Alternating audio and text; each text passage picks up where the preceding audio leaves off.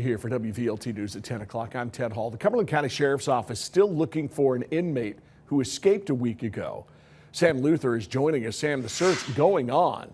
They're telling folks, though, they shouldn't be too concerned about this. What do you know?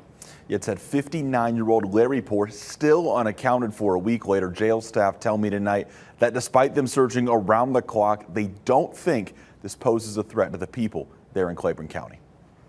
We do hope that we will get him back into custody shortly. It's a search that's centered in Cumberland Gap, the same area where Larry Poore went missing, a trustee at the jail who was out on a work detail and then made an escape. He had been an active trustee here at the facility, never gave any indications of what had occurred. Jail Administrator Tim Shrout says Poore had a history of theft and burglary and was facing a pending charge that would have added 4 to 6 years to his sentence. Shrout says there's no history of violent crime. We do not feel that he is a risk to the community.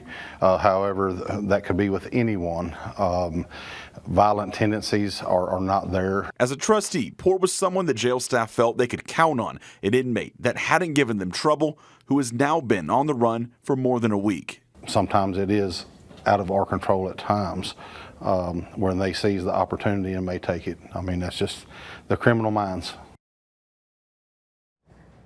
Yeah, they've really honed in on a specific area in that Cumberland Gap spot thoroughly, but haven't had any luck so far. Once captured, Ted, I'm told that Poore is looking at an additional 5 years behind bars for escaping. If you see him, you're asked to not approach him and instead call 911 immediately. All right. Sam Luther, thanks, Sam.